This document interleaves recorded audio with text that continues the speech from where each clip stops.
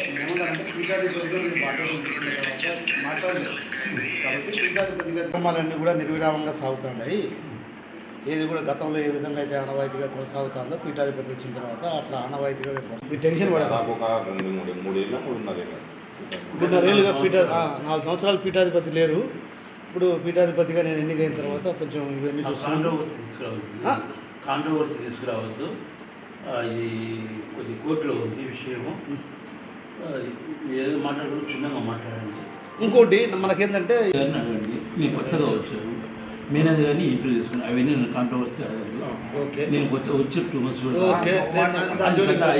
జరుగుతుంది. ఇప్పుడు ఫిర్యాదు చేసింది ఎవరు? గతంలో కొండోజు ప్రభాకర్ గారిని వారు చేశారు.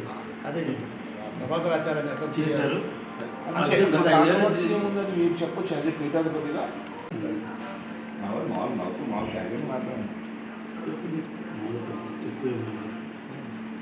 కాంట్రవర్సీ చేయదలుచుకోలే. జస్ట్ పీఠాధిపతిగా ఎన్నికైనానికి సజావుకి కార్యక్రమాలు జరుగుతున్నాయి. అన్నదానం కానీ బోర్డు కానీ అన్నీ జరుగుతున్నాయి. పూజా కార్యక్రమాలు జరుగుతున్నాయి. అన్నదాన కార్యక్రమాలు కూడా జరుగుతున్నాయి. ఒకసారి మనకు మామూలుగా ఇప్పుడు అన్నదానానికి సపరేట్గా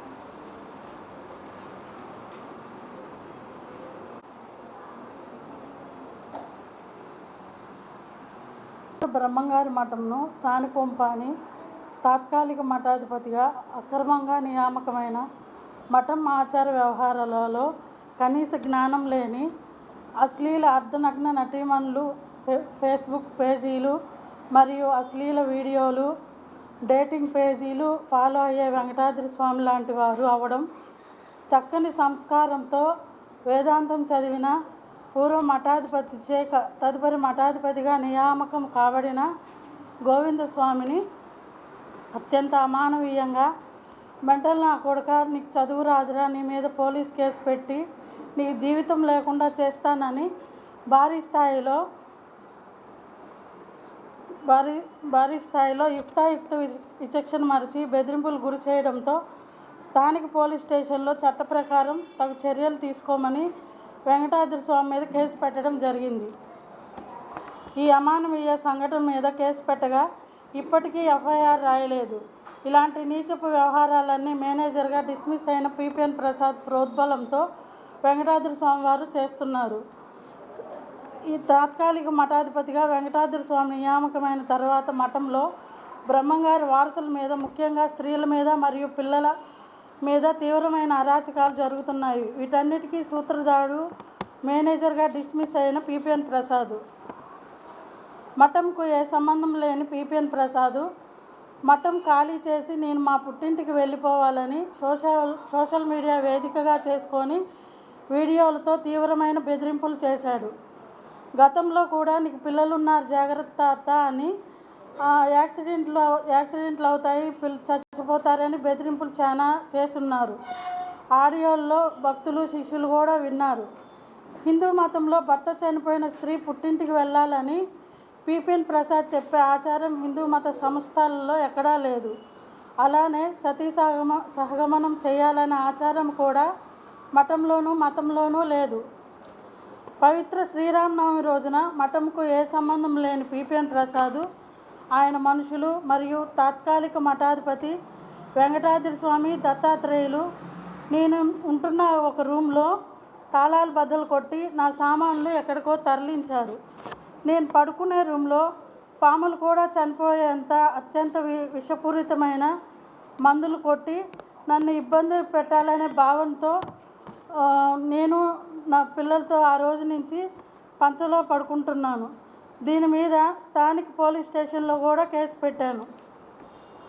వెంకటేశ్వర స్వామి వారు పేరు తప్పించి మిగతా వారి మీద కేసు పెట్టారు. అతని పేరు ఎందుకు తప్పించారో కూడా కారణం తెలియదు.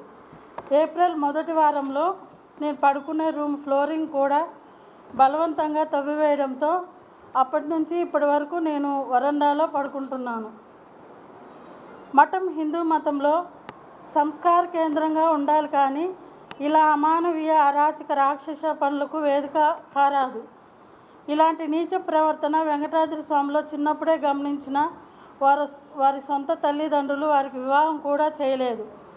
పూర్వ మఠాధిపతి గారు వీరికి హిందూ మతంలోనూ వేదాంత శాస్త్రంలోనూ కనీసం ప్రాథమిక జ్ఞానం లేక మఠం ఆచార వ్యవహారాల్లో లేరని, మఠాధిపతిగా అతనికి ఏమాత్రం అర్హత లేదని, మంచి సంస్కారంతో పెరుగుతూ నా వద్ద శిక్షణ పొందుతున్న గోవిందస్వామి మఠాధిపతిగా నియామకం చేశానని మఠం లాయర్ ద్వారా వీలునామా రాశారు. మఠంలో వెంకటాద్రి స్వామిని తాత్కాలిక మఠాధిపతిగా ధార్మిక పరిషత్ మఠం యొక్క పాలన సజావుగా జరగడానికి మాత్రమే నియామకం చేసింది. కానీ ఫ్యాక్షన్ రాజకీయాల వలె మఠం సానికొంపని మఠంలోని స్త్రీలపై అసభ్య ప్రచారాలు చేయడానికి, పిల్లల మీద తప్పుడు కేసులు పెట్టి జీవితాలు లేకుండా చేస్తానని బెదిరింపులు చేయడానికి కాదని, ఇలాంటి అమానవీయ రాక్షస ప్రవర్తన చేస్తున్న వెంకటాద్రి స్వామి మరియు పిపిఎన్ ప్రసాద్ దత్తాత్రేయుల మీద చట్ట ప్రకారం చర్యలు తీసుకోవాలని గౌరవ ఎమ్మెల్యే గారికి, దేవాదాయ మంత్రి గారికి, ముఖ్యమంత్రి గారికి, ఉప ముఖ్యమంత్రి గారికి, మంత్రి శ్రీ లోకేష్ గారికి సవినీయంగా విన్నవిస్తున్నాను. లేదండి, చేయలేదు. అట్లే ఉంచారు, అంటే మా మీద కక్షతో. కోర్టులో ఉన్నాయండి సమస్యలు, ఇంకా ఏమి తెగలేదు, ఇంకా కోర్టులోనే జరుగుతుంది. అంటే మామూలుగా చెప్పడం అయితే మాట ఏమి ఇవ్వలేదు. మేము చెప్పామండి. ఇప్పుడు కోర్టులో ఉన్నాయి కదా, ఇంకా జరుగుతూనే ఉన్నాయి కదా ఇవి. చెప్పినప్పుడు అంటే కోర్టులో ఉన్నాయి కదండి ఇంకా ఇవి. ఇంకా ఏది సరిగా ఆయనకి ఇప్పుడు ఇచ్చింది తాత్కాలికంగా ఇచ్చారు.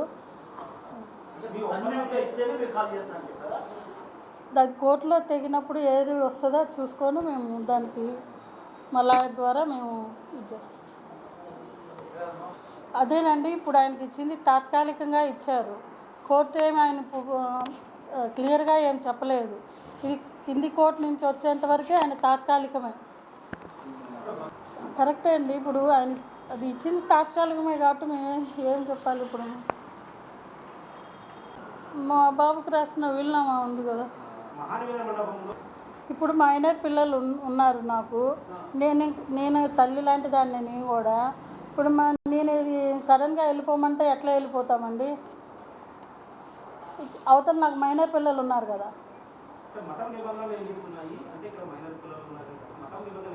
దాంట్లో ఉంది కదా, మైనర్ పిల్లలు ఉన్నప్పుడు ఉండాలి, అది ఖచ్చితంగా ఉండాలి. అది ఒక తల్లిగా ఉండాలి నేను కూడా. గౌరవ హైకోర్టు డివిజన్ బెంచ్ ఇచ్చినటువంటి జడ్జిమెంట్లో మీరు 17వ పారాగ్రాఫ్ చూస్తే వెరీ క్లియర్గా దాంట్లో ఇవ్వడం జరిగింది. కేవలము పూర్తి స్థాయి మఠాధిపతి ఎవరు అనే దాని మీద వివాదము నడుస్తున్నది కావున గవర్నమెంట్ పాలనలో మఠాన్ని ఉంచడానికి లేదు కావున అందువలన ఆ వివాదం తెగే అంతవరకు మఠము యొక్క పాలనా వ్యవహారాల కోసము మాత్రమే ఒక మఠాధిపతి నియామకం చేయమని చెప్పింది. మఠము యొక్క పాలనా వ్యవహారాలకు మాత్రమే, అంతవరకే. కానీ ఇంకా మిగతా ఏ విషయాలు కూడా హైకోర్టు ప్రస్తావన చేయలేదు. అంటే పూర్తి స్థాయి మఠాధిపతి రావడానికి కొంత సమయం పడుతున్నది కావున అని చెప్పడం జరిగింది. ఆ పద్ధతి ప్రకారమే ఆవిడ్ని ఖాళీ చేయమని చెప్పినప్పుడు అందువల్లనే వాళ్ళకి ఆ విషయాలన్నీ క్లియర్గా తెలుసు కాబట్టే ఆవిడ్ని ఖాళీ చేయడానికి ఒక నోటీస్ కూడా ఇవ్వకుండా సామాన్లు బద్దలు కొట్టి బయటపడేయడము, చిన్నపిల్లలు ఉన్నారు నీకు జాగ్రత్త అని బెదిరింపులు చేయడం, ఇట్లాంటివన్నీ కూడా బెదిరింపులు జరుగుతూ ఉన్నాయి. అలానే నిన్న ధార్మిక పరిషత్తు ఇతను వాళ్ళ ఇష్టం వచ్చినటువంటి రీతిలో ఆవిడ మీద అసలు ఏ విధమైనటువంటి పాత్ర లేనటువంటి పిపిఎన్ ప్రసాద్ మఠాధిపతి సమక్షంలో ఆవిడ రూమ్ ఉంటున్నటువంటి రూమ్ తాళాలు బద్దలు కొట్టడానికి ఎలా అవకాశం ఉంది? ఈవెన్ రెంట్కు ఉండే వాళ్ళను కూడా మనం ఇంట్లో నుంచి ఖాళీ చేయించాలంటే ఖచ్చితంగా రిజిస్టర్ పోస్ట్లో వాళ్ళకు నోటీస్ పంపించాలి. అలాంటిది ఒక మఠములో ఒక ప్రముఖమైనటువంటి ఒక సంస్కార కేంద్రంలో మఠాధిపతిగా ఉన్నటువంటి వారు, అది ఒక 50 ఏళ్ళు, నాకు 60 ఏళ్ళ వయసు, నేను 30 ఏళ్ళు లీగల్గా ప్రాక్టీస్ చేసి ఉన్నానని చెప్పుకునే వాళ్ళకి లీగల్ పరిజ్ఞానం తెలియదా? ఒక స్త్రీ మీద ఇలా అమానవీయంగా దాడులు చేస్తారా? ఒక స్త్రీని బెదిరించడమే కాకుండా ఒక మఠాధిపతిగా ఉండి ఒక మఠాన్ని స్థానికొంప అనడం ఏమాత్రం సమంజసం? అది చిన్నపిల్లల్ని బెదిరించడం, మీ మీదకి దొంగ కేసులు పెట్టి మిమ్మల్ని ఇరికిస్తాము, మీకు జీవితాలు లేకుండా చేస్తాము, ఇవా మాట్లాడవలసింది? ఆవిడ వెరీ క్లియర్గా చెప్తుంది, మీకు ఏదైనా అధికారం అంటే మాకు రాసి ఇవ్వండి, లీగల్గా రాసిస్తే మేము ఖాళీ చేయాలంటే ఖాళీ చేస్తాం, ఉండాలంటే ఉంటాము. ఈవెన్ వాళ్ళు ధార్మిక పరిషత్తుకి ఇచ్చినటువంటి లెటర్లో కూడా వెరీ క్లియర్గా మెన్షన్ చేస్తున్నారు, మఠాధిపతి తల్లి, మఠాధిపతి కుటుంబ సభ్యులు నియమం ఉండొచ్చు అని. ఇప్పుడు ఆవిడ తల్లి కాదు అనేది ఏ కోర్టు ఇప్పించండి ఆయన్ని. వెరీ క్లియర్గా వెంకటాద్రి స్వామి ధార్మిక పరిషత్తుకు రాసినటువంటి లెటర్లో వెరీ క్లియర్గా మఠాధిపతి తల్లి అంటే ఒక భార్య చనిపోయిన స్త్రీ బయటికి వెళ్ళిపోవాలి. హిందూ సంస్కృతిలో ఏ హిందూ ధర్మశాస్త్రం చెప్తుంది, ఏ న్యాయశాస్త్రం చెప్తుంది? భర్త చనిపోయిన తర్వాత భార్య వెళ్ళి సతీ సహగమనం చేయాలి, లేకపోతే వెళ్ళి వాళ్ళ పుట్టింటికి వెళ్ళాలి. వాళ్ళు సోషల్ మీడియాలో భారీ స్థాయిలో ప్రచారం చేస్తున్నారు. వాళ్ళ పుట్టింటికి వెళ్ళి అక్కడ ఇల్లు కట్టించాడట, ఆ ఇంట్లో ఉండి ఆవిడకి అక్కడ పుట్టిల్లు ఉందట, ఆ పుట్టింట్లో ఉండి అక్కడ ఆవిడ బతకాలంట, అక్కడ ఆవిడ ధర్మ ప్రచారాలు చేసుకోవాలంట. ఇలా సోషల్ మీడియాలో అనేక మంది చేత డబ్బులు ఇచ్చి పోస్టులు పెట్టిస్తూ ఉన్నారు ఒక స్త్రీ మీద. ఇంత దారుణంగా జరుగుతుంది. ఈవెన్ నిన్న ఈ ధార్మిక పరిషత్తు వెరీ క్లియర్గా ఈ పిపిఎన్ ప్రసాద్ అనే ఇతను చేస్తున్నటువంటి కార్యక్రమాలన్నీ కూడా మఠం యొక్క పరువు ప్రతిష్టలకి తీవ్రమైనటువంటి భంగం కలిగిస్తూ ఉన్నాయి. అందుకని ఇతన్ని ఎలాంటి పరిస్థితుల్లో కూడా మఠంలో మేనేజర్గా పనికిరాడు అని దాన్ని రద్దు చేయడం జరిగింది ధార్మిక పరిషత్తు. సో దాన్ని మళ్ళీ వాళ్ళు కోర్టులో ఛాలెంజ్ చేశారు, అది వేరే విషయము. సో అంత క్లియర్గా ధార్మిక పరిషత్తు వెరీ క్లియర్గా మఠం యొక్క పరువు ప్రతిష్టలకు భంగం కలిగిస్తున్న పిపిఎన్ ప్రసాద్ గురించి పాయింట్అవుట్ చేసిందే కానీ ఇంక వేరే ఎవరిని కూడా పాయింట్అవుట్ చేయలేదు ఇక్కడ మఠం యొక్క పరువు ప్రతిష్టలకు భంగం కలిగిస్తున్నారని. ఈ వెంకటాద్రి స్వామి తీవ్రమైనటువంటి అసభ్యకరమైనటువంటి అశ్లీల వీడియోలు చూస్తూ ఉంటాడు. ఇది కూడా మేము ధార్మిక పరిషత్తుకి అనేకమైనటువంటి భక్తులు కూడా శిష్యులు కూడా ఇలాంటివన్నీ కూడా తెలుసుకొని ధార్మిక పరిషత్తుకి రిపోర్ట్ చేయడం జరిగింది, ఇతన్ని డిస్క్వాలిఫై చేయండి అని. ఇతను చూసేటటువంటి వీడియోలు ఎల్లి మేడే అని ఉంటుంది, ఒక లండన్ ఫ్రోన్ స్టార్ ఆవిడ, స్త్రీల యొక్క లోదుస్తులకి ప్రమోట్ చేసేటటువంటి ప్రోన్ స్టారు, అలాంటి ప్రోన్ స్టార్ని ఫాలో అవుతూ ఉంటాడు. అలాంటి తెలుగింటి అమ్మాయి, ఈ తెలుగింటి అమ్మాయి అనేది ఒక డేటింగ్ సైటు. ఆ సైట్లో చిన్నపిల్లలతోటి శృంగారాలు, స్వాతి నాయుడు పడక గది చిట్కాలు, ఇంకా ఎవరెవరో అక్కడక్కడ లీక్ అయిన వీడియోలన్నీ పోస్టులు చేసి భారీ స్థాయిలో వైరల్ చేస్తూ ఉంటారు. ఇలాంటి వీడియోలన్నీ ఫాలో అవుతున్నాడు ఇతను ఏమాత్రం కూడా మఠాధిపతిగా పనికిరాడు అని ఎంతోమంది శిష్యులు, సామాన్య ప్రజలు, ఈవెన్ మేము కూడా గురుపత్ని గారు కూడా వాటిని ఇవ్వడం జరిగింది ధార్మిక పరిషత్తుకి. అయినా కూడా దాన్ని ఈయన దగ్గర కేవలం ఒక స్మాల్ వివరణ తీసుకొని దాన్ని కొట్టిపడేశారు ధార్మిక పరిషత్తు వాళ్ళు. అది ఎలా సాధ్యం? ఎండోమెంట్ యాక్ట్ ప్రకారము అన్క్వశ్చనబుల్ మోరల్ క్యారెక్టర్ ఉండాలి. అన్క్వశ్చనబుల్ అంటే అసలు కనీసం ఎవరు కూడా వేలెత్తి చూపించేటటువంటి అవకాశం ఉండకూడదు. అది కోర్టుల్లో ఎక్కడ ప్రూవ్ అయింది, ఆయనకు శిక్ష పడింది అనేది కాదన్నమాట. అన్క్వశ్చనబుల్ మోరల్ క్యారెక్టర్ ఉండాలి ఒక మఠాధిపతి కంటే. ఒక మఠము అంటే ఒక సంస్కార కేంద్రం, అంతేగాని అది ఆస్తుల తగాదాలో నాకు ఇల్లు నాకు ఇచ్చారు నువ్వు బయటకు వెళ్ళిపో అనే టైప్ కాదన్నమాట. అది ఆ కల్చర్ అనేది. ఒక మఠం అనేది ఒక సంస్కార కేంద్రము, మఠం అనేది ఒక గురు శిష్య పరంపర, గురు శిష్యులు అందరూ కలిసి ఒక దగ్గర నివాసం ఉండే స్థలాన్ని మఠం అంటారు మనము. సో ఇవన్నీ కూడా ఏంటంటే ఇవన్నీ తెలియకుండా అనే ఉద్దేశంతో అమాయకుల చేత వేలాది రూపాయలు ఖర్చు పెట్టించి సోషల్ మీడియాలో రెచ్చగొట్టడాలకి ఏదో ఇక్కడ మఠము అనే కల్చర్ కానీ ఆ గౌరవం కానీ వారికి ఏమాత్రం కూడా లేదు. సో